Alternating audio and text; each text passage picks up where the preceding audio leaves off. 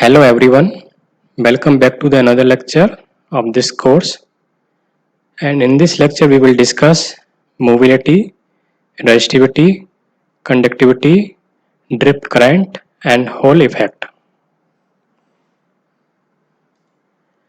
The contents of this lecture are mobility, resistivity, conductivity, drift current and Hall effect. So we will discuss all these topics one by one.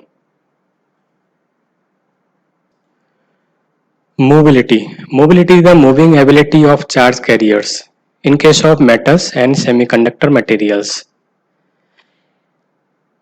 The how fast charge carriers can move under an external field is called mobility. So mobility depends on number of parameters such as electronic charge, effective mass, temperature and external voltage. So it is only related to metal and semiconductor materials because it depends on the movement of charge carriers. So movement of charge carriers is only possible in case of metals and semiconductor materials. So in case of insulators, we cannot calculate mobility of any charge carrier because there is no charge carrier.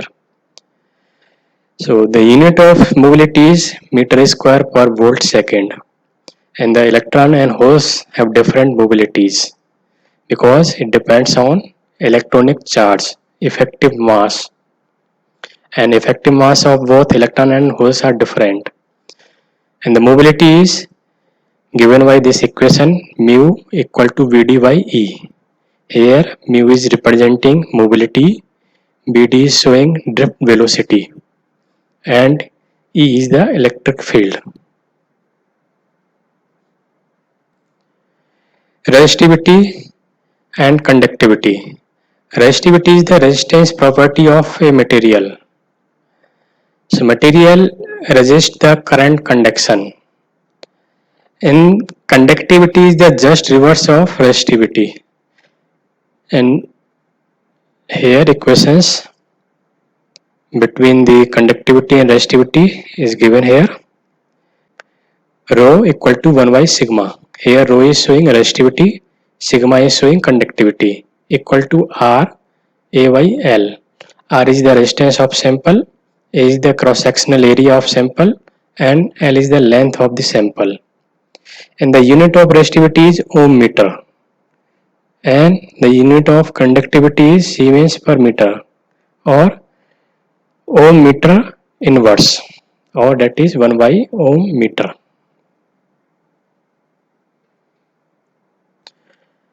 Drift current. So in a material, when number of charge carriers are there, then these charge carriers can move from one place to another place under an external field. So drift current is the current due to flow of these charge carriers, and it is because of the applied external field. And due to movement of charge carrier, there is a drift velocities of the charge carriers because of applied external electric field. So charge carriers can get drift velocities after the application of electric field to semiconductors. Suppose A is the cross-sectional area of a sample where n number of charge carriers are flowing with Vd drift velocities. Then drift current is I, and here I is A, Q and Vd. So Vd is the mu E. So final equation for drift current is A, Q and mu E. So N is representing concentration of charge carrier or number of charge carriers. So one charge carrier having a charge that is Q. So number of charge carriers having the charge Q into N. And the velocity of charge carriers is Vd. And the cross-sectional area of the sample is A. So final drift current is AQ and Vd. And here current density is J. J is I by A. A is the cross-sectional area and I is the drift current. and it is equal to Q and mu E, or simply we can say it is sigma E. So sigma is the conductivity. So conductivity is always equal to N Q mu, and resistivity is the just reverse of conductivity, that is 1 by sigma. So it is equal to 1 by N Q mu. Hall effect. This effect was developed by Edwin Hall in 1879. In case of Hall effect, a current carrying semiconductor sample is placed inside a magnetic field like this. This is a current carrying semiconductor sample, and here current is flowing in x direction due to application of external voltage, that is Vx voltage in x direction. So electric field is generated due to applied voltage in x direction, and it is Ex.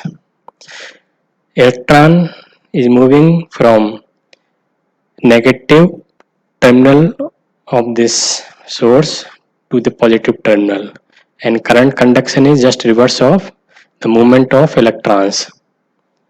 So electric field direction is from positive to negative, or in the direction of conventional current flowing.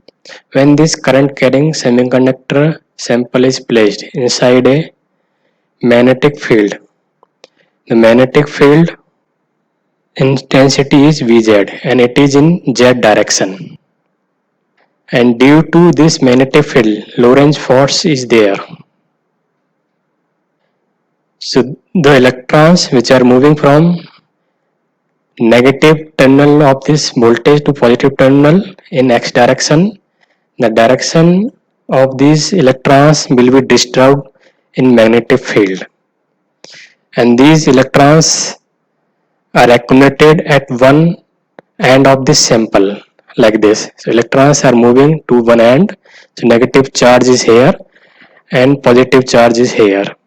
It means a voltage is generated due to application of the magnetic field, and this voltage is called Hall voltage. The current density due to the charge carriers flowing in x direction after applying the external voltage is Jx, and J is always equal to sigma E. So it is in x direction. So Jx, that is current density, equal to sigma Ex. So Jx is NQVD. And force due to magnetic field in Z direction is Fz, and it is equal to QVD Vz in Z direction. And force due to electric field in Y direction, because voltage difference is created due to application of magnetic field. So electric field is there in Y direction. So Fy equal to QEY. So force in Y direction is equal to QE. So at equilibrium condition, force in Y direction is same as force in Z direction, or QEY equal to QVD Vz. So EY equal to VD Vz. And drift velocity of charge carriers is VD equal to IXY Q and A. So EY equal to IXY Q and W T Vz. And here Hall voltage in Y direction is VH, and it is always equal to EY W, because length in Y direction is W, that is the width of the sample. Therefore BH is equal to EY W, and it is equal to IXY Q and W T Vz W. So final equation is IXY Q and T Vz. So VH is IXY Q and T Vz equal to RH IXY T Vz. Here RH is the Hall coefficient, and it is equal to 1 by NQ. So Hall effect is used for finding the type of material, either the material is N type or P type, and to find out the conductivity, resistivity of the semiconductor materials. If RH is positive, then material is p-type. If RH is negative, then material is n-type. The important use of Hall effect in semiconductor are to find whether a semiconductor is n-type or p-type, to calculate the carrier concentration, and to calculate the mobility of charge carriers.